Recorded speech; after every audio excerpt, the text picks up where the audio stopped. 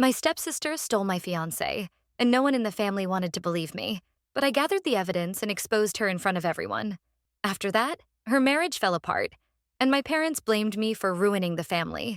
They stopped talking to me. Somehow, I became the villain, even though all I did was tell the truth. Everyone said it was one of the most beautiful weddings they'd ever been to. A flower arch wrapped in fresh peonies, soft white lights woven through the trees, gentle jazz music, and a warm evening breeze that never once turned sharp. And me, wearing the dress I spent half a year searching for, standing next to the man who helped me get up when I thought I'd never rise again. My name is Jade. I'm 28. In the last 5 years, I've been betrayed, humiliated, emotionally abandoned by my mother, and forced to attend my stepsister's backyard wedding, invited only out of obligation. But today, it was my turn, and I made sure everything was perfect. I planned it all myself. Every detail, from the gold embossed invitations to a menu filled with things I actually loved. But the second I stepped off stage to fix my makeup, a cousin leaned in and whispered, "Casey says you stole all her wedding ideas." A chill ran down my back. Not from surprise, but recognition. It was Casey again, my stepsister. The same one who slept with my ex and played the victim. The one who turned everything into a competition she had to win. I knew she wouldn't be able to handle my happiness. I just didn't expect her to start with the same lies all over again. Only this time, at my wedding. When my mom pulled me aside and told me that some relatives are saying your decor looks a lot like Casey's, I understood. She was taking her side. Again. Just like always. I was 23 when I met Alex. Tall, a little distant, but charismatic in that mysterious way. We started dating almost instantly, but he insisted we keep things off the radar. Said he hated attention. I didn't realize back then it was just a cover. He didn't want anyone to know. Because by the time we hit our second month, he was already flirting with Casey behind my back. I thought he was just being polite to her. I was painfully naive. A year into the relationship, I proposed to him. I didn't wait for him to ask. I was tired of waiting. I wanted security, love, a future. He said, "I need time to think." Then disappeared for 3 days and came back like nothing had happened. I stayed. God knows why. Maybe I still believed he just got cold feet. 3 months later, he told me he was in love with Casey and that she was pregnant. Everything after that is a blur. Screaming, crying, a fight with Casey. And then my parents shutting it all down. Mom told me to keep it quiet, that the damage was done and there was no point in making a scene. I had no job, no place to go. I was basically thrown out. And yeah, I almost fell apart. I lived in a cheap motel, ate chips for breakfast, barely got out of bed until someone found me. The one person who hadn't forgotten me, even when I ghosted everyone, deleted my socials, and tried to disappear. But I'll get to that later, because today I stood at my own wedding. And once again, Casey was dragging my name through the dirt. Only this time, it was public.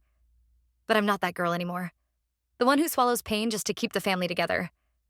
This time, I'm speaking. And I won't be quiet again. I didn't sleep the night after the wedding. Not because I was excited. Not because I was glowing with that cliché just married joy. But because I couldn't stop thinking about Casey's voice in other people's ears. Poisoning them, twisting facts, making me the villain at my own celebration. I lay next to my husband, staring at the ceiling, reliving every time she had done this. Every moment she manipulated people into believing I was the problem. Every time she made herself the center of attention by tearing me down. But this time it wasn't just school drama, or whispering to cousins that I was desperate. This was my wedding, my one day, and she was already starting her next war. For context, Casey and I became stepsisters when we were teenagers. My mom remarried when I was 16, and her husband brought along a daughter 1 year younger than me. I tried to be kind at first, tried to be her friend, but she never wanted that. She only ever wanted to beat me. In school, she spread rumors about me hitting on her boyfriend, who, by the way, I barely knew. After I made the cheer team, she told people I flirted my way in. It never ended. If I got praise, she'd plant a lie. If I achieved something, she'd chip away at it until people doubted whether I deserved it. And the worst part? She always did it with a smile, like it was all just innocent fun. My mom never called her out. Never once defended me. Maybe she didn't want to make waves with her new husband. Maybe she just liked Casey more. I stopped trying to figure it out. But when Casey slept with Alex, that was different. I met Alex at 23. I was still living at home, saving up to get my own place. He was a quiet guy at work who eventually asked me out for drinks. We clicked fast. Maybe too fast. He made me feel seen, safe, wanted. He told me he hated drama and didn't like people knowing his business, so I kept our relationship private. I thought it was because he was reserved. Turns out, it was because he was already juggling someone else. I brought him home one night to meet my parents. That was the first time he met Casey. She acted overly sweet, overly giggly, wearing a dress that looked more like a second date than a family dinner. But I brushed it off, because back then I still believed in giving her the benefit of the doubt. What I didn't know was that night, they exchanged numbers. What I didn't know was that by the time I was planning our 1-year anniversary, they were already sleeping together. When I proposed to Alex, yes, I proposed, he looked shocked, not in a good way. He told me he needed time. I assumed he was scared. I had no idea he was already making plans with someone else, and that someone else was living down the hall from me. 3 months later, he finally told me the truth. He loved Casey. She was pregnant and they were getting married. I remember feeling like the floor had given way beneath me. Like every single memory I had built with him was fake. Not just broken, but stolen. Ripped out of my hands and handed to the one person who spent her life trying to ruin mine. And somehow, I was the one told to stay quiet. My mother begged me not to make a scene. Said it would look bad for the family. That we needed to show unity. So I disappeared. I packed a single bag and moved into a motel. I drank cheap wine, cried into vending machine snacks, and scrolled through photos of a life that no longer felt real. I didn't go to their wedding. I wasn't invited. And even if I was, I would have burned the invitation. That week, I lost everything. My relationship, my family, my dignity. I wanted to disappear, but I didn't. Because someone found me. Someone who refused to let me drown. Someone who reminded me who I was before Casey tried to erase me. And now, years later, she's trying again. Only this time, she forgot one thing. I'm not the girl she used to bully. Back then, I didn't want anyone to see me. Not my friends, not my coworkers, certainly not anyone from my family. I had vanished from social media.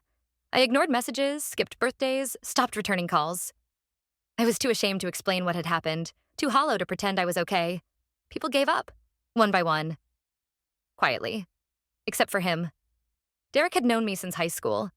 We weren't close back then. He was the class clown, always loud, always joking. I was the shy one, quieter, more serious. We ran in different circles, but somehow we always got along when our paths crossed. After graduation, we drifted like everyone else does. Occasionally liked each other's photos. Maybe ran into each other once at a coffee shop. Nothing deep, nothing lasting. But after the disaster with Alex and Casey, he was the only one who showed up. Literally. I don't know how he found out where I was staying. I later learned he'd asked my mom, who actually gave him the address. Probably because she hoped someone would get me out of bed. He knocked once. I didn't answer. He waited outside for 20 minutes and left a note under the door. The next day, he came again. This time with food. He didn't ask questions. He didn't demand explanations. He sat on the edge of the bed, handed me a warm sandwich, and said, "Eat." It wasn't a command. It was hope. I hadn't eaten a full meal in days. I still remember how it tasted. Not the sandwich. Being remembered. Derek stayed for hours, cleaned up the disaster I was living in, took out my trash, washed my dishes. I didn't speak much. I didn't cry. I just sat there, numb. But I didn't tell him to leave. That mattered. For the next few weeks, he became routine. He brought groceries, walked with me to the corner store, reminded me when to drink water. When I snapped at him or retreated into silence, he never snapped back. He just waited, steady and patient. Eventually, I told him what happened. Not all at once. Not in some dramatic monologue. Just pieces. Out of order. Muddled. He listened like every word mattered. And when I was done, he didn't try to fix it. He didn't tell me I was overreacting or that time would heal everything. He just said, "I'm glad you told me." That was it. He never made a move. Never pushed for anything romantic. He stayed in the guest chair for days until I finally asked him to stay over. And even then, he slept on the couch. Weeks turned into months. Slowly, I found work again. Got a better apartment, paid off some debt. I started laughing again. Not often, but sometimes. And every time I did, Derek smiled like it was a miracle. We never had the conversation. We just started sharing a bed, sharing grocery lists, sharing keys. There was never a proposal. Never a moment where we declared anything official. We just became us, He was the opposite of everything Alex was. Honest, present, quiet in a way that felt safe instead of manipulative. And more than that, he never once asked me to get over it. He didn't need me to forget what happened. He just helped me live with it. Years passed, and eventually we got married. No grand gesture. Just a courthouse, a nice dinner after, and a soft kiss on the sidewalk. It was perfect. But even after all that growth, all that healing, when Casey spread lies about me at my wedding, something cracked open again. I remembered how much she'd taken, how much I'd stayed silent to keep others comfortable. This time, I wasn't alone. This time, I had someone in my corner. And when I told Derek what she'd said about me stealing her wedding ideas, he didn't brush it off. He didn't say, let it go. He said, so what do you want to do about it? And that was the moment I realized something had changed. This time, I wanted the truth out there. And I wasn't going to ask for permission. I spent days planning it. Not the speech, I didn't rehearse a single word. But the moment, the atmosphere, the trap. Casey had always thrived in chaos. She could twist any situation in her favor if things felt rushed, heated, messy. But if you slowed her down, if you made her the center of calm attention, she cracked. So I created calm. A nice evening, warm lighting, neutral music. I even made dessert. I called her with the sweetest voice I could manage, told her we were having a little post-wedding dinner with family. Nothing formal. Just come by, I said. It would mean a lot. She bought it, of course. She always wanted to believe I was still the same girl. The one who stayed quiet to protect her. The one who took punches and smiled through them. That girl was gone. Everyone came. A few cousins, my mom, some aunts and uncles, even my stepfather. Casey and her husband walked in last. She wore something pastel and tight, her usual perfect daughter act. She hugged my mom like they were in a Hallmark movie. Her husband looked exhausted. We sat, we ate, we laughed. I let it breathe. I gave them space to settle into their comfort. Then I looked up and said, so, Casey, I heard you've been telling people I copied your wedding. Forks froze. A few heads turned. My mom gave me a warning glance. Casey tilted her head and smiled. It's just funny how similar things looked, right? She said. I mean, no big deal. I nodded slowly. Then I stood up. Not dramatically, just enough to command the room. I think it's time we talk about what you actually did to me, I said. Because if we're going to compare weddings, we should probably talk about the fact that mine wasn't with your husband, because you slept with mine first. Dead silence. No one moved. My mother's mouth fell open. My stepfather looked at the floor. Casey blinked once, twice, then started to stand. Her husband turned red. I continued, voice steady. Let's rewind. 4 years ago, I was dating Alex. None of you knew because he asked me to keep it private. 2 months in, I brought him to meet my family. That night, Casey met him. That night, they started texting. I saw my mother about to speak. I held up a hand. 3 months after I proposed to him, he told me Casey was pregnant, and they were getting married. I wasn't even allowed to talk about it. I was told to stay quiet, for the family's sake. So I did. For years, I took a breath. But now you're accusing me of stealing wedding ideas? Now you're lying to people's faces. Again? I'm done being silent. Casey stood. You're crazy, she spat. This is pathetic. Her husband stood too, but didn't say a word. He just looked at her, then at me. And he knew. Everyone knew. She stormed out. He followed, slowly. The rest of the room sat in stunned silence. Then, one by one, they left. Some with awkward nods, some without a word. Last to go were my parents. My mother turned to me in the doorway. You humiliated your sister, she said, low and sharp. She didn't deserve that. I looked her in the eye. She's been humiliating me for years. I just finally gave the room context. She didn't respond, just shook her head and walked out. And just like that, the silence I had carried for so long became hers to bear. It's been 4 days since that night, and I still feel the air in my house. Thick with all the things no one expected me to say out loud. For once, I don't regret it. But that doesn't mean it didn't hurt. My phone didn't stop buzzing for the first 24 hours. My mother texting, calling, sending voice notes. I didn't open a single one. I didn't need to. I already knew the script. You overreacted. It wasn't the time or place. Casey is devastated. You should apologize. It was always the same pattern. protect the aggressor, silence the response. I didn't answer. I couldn't. My mother's loyalty had always been a quiet ache in my chest, but now it was blinding. For years, I tried to earn it. I tried to be the bigger person, the good daughter, the peacekeeper. I swallowed her favoritism like medicine I hoped would one day start working. But that night at my house, when she stood in my doorway and said, "She didn't deserve that," it finally hit me. She was never on my side. She was never going to be. I cried about it the next morning. Not for Casey, not for the family, but for the girl I used to be. The one who wanted her mother to see her, defend her, believe her. That girl was gone now. And maybe that was okay. Derek watched me pace the kitchen in silence. He didn't ask if I was okay. He didn't offer a pep talk. He just made coffee, put it on the table, and sat beside me. That's always how he loves me. Quietly. Consistently. When I finally opened my phone, I didn't listen to the voicemails. I just typed out a message to my mom. "I need space. Please respect that." She didn't. Within an hour, she showed up at my door. I didn't want to open it, but I did. Maybe some part of me hoped she came to apologize. That she'd finally say the words I've waited my whole life to hear. I was wrong. I chose the wrong side. Instead, she walked in like she owned the place. Sat down like she was the one who'd been hurt. And for 5 long minutes, she explained how my actions were the reason the family was falling apart. I listened quietly. I let her speak. Then I interrupted. "There is no family," I said, not bitter. Just done. Not for me. Not after what you allowed. Not after how many times you let her hurt me without consequence. She blinked, surprised. Maybe no one had ever said that to her before.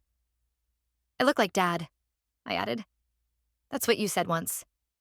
Maybe that's why you pushed me away after the divorce. But I'm not him. I'm me.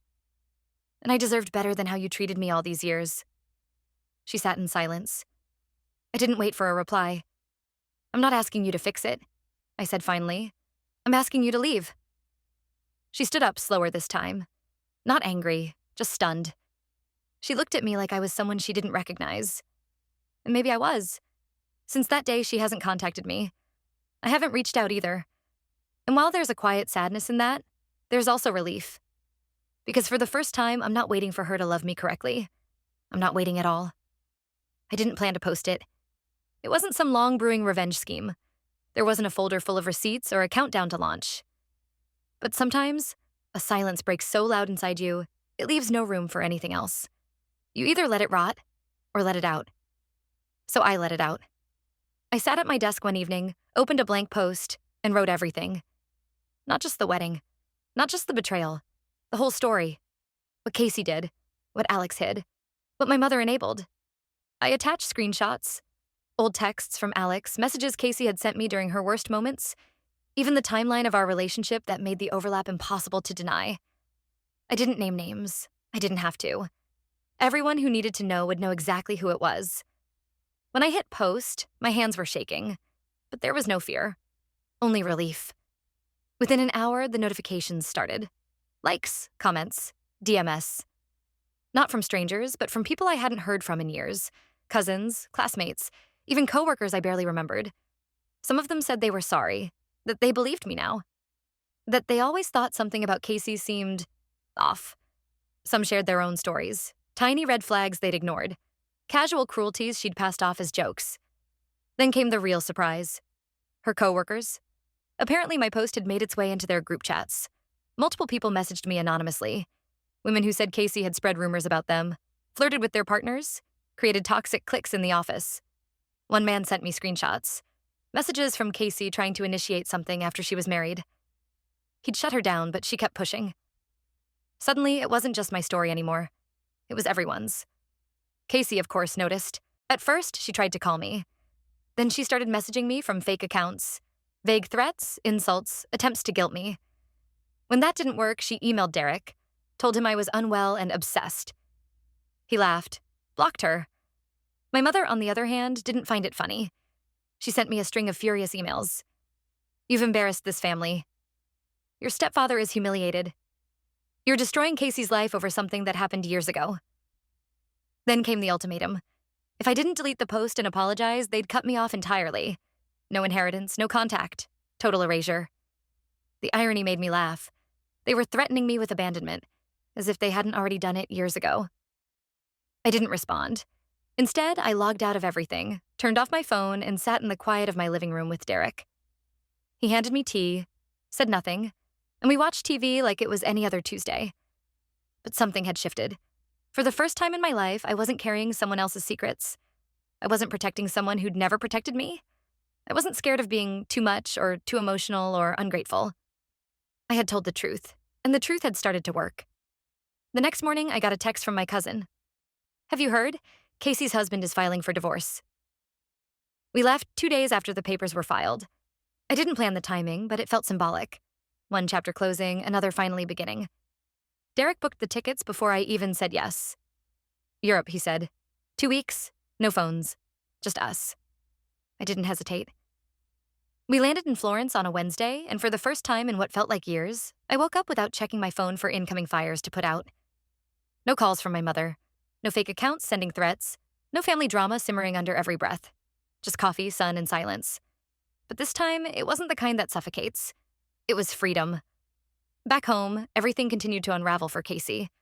I didn't keep tabs, but people made sure I heard. Her job was on thin ice after several HR complaints surfaced. My post had opened floodgates no one expected.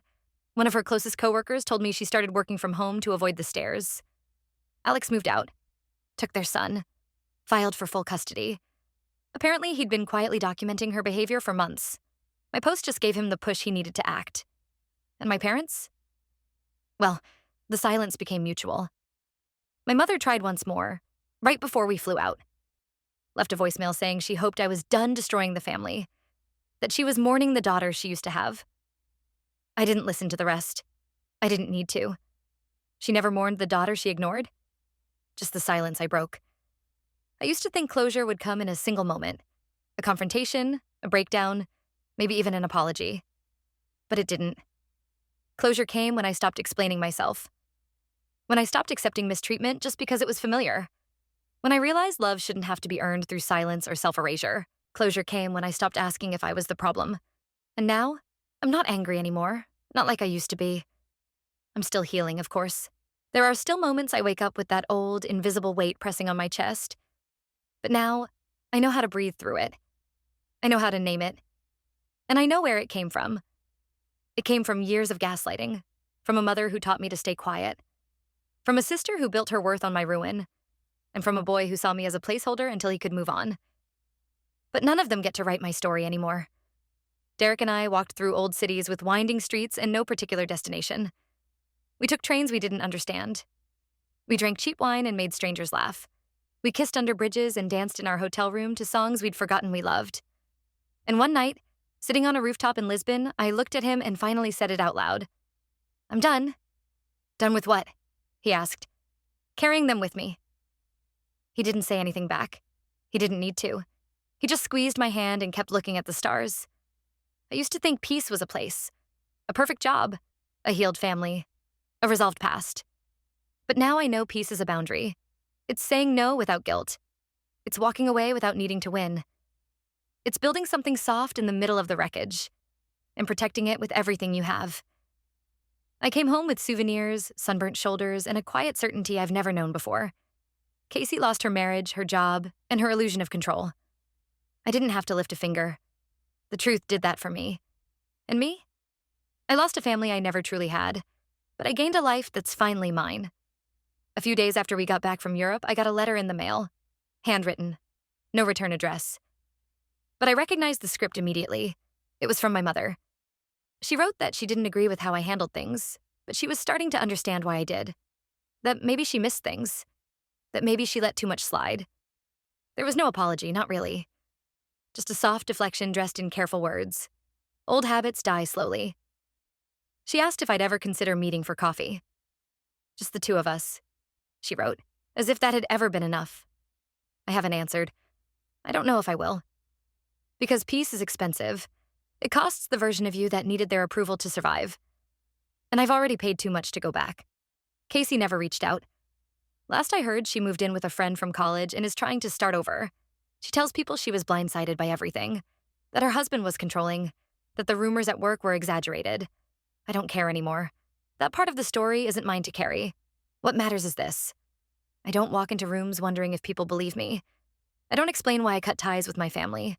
I don't flinch when someone mentions Casey's name. Some stories don't end with apologies or reunions. Some stories end with distance and peace. I didn't burn the bridge. I just stopped standing at the edge with a bucket of water, begging people not to light the match. And in that silence, in that space, I found myself.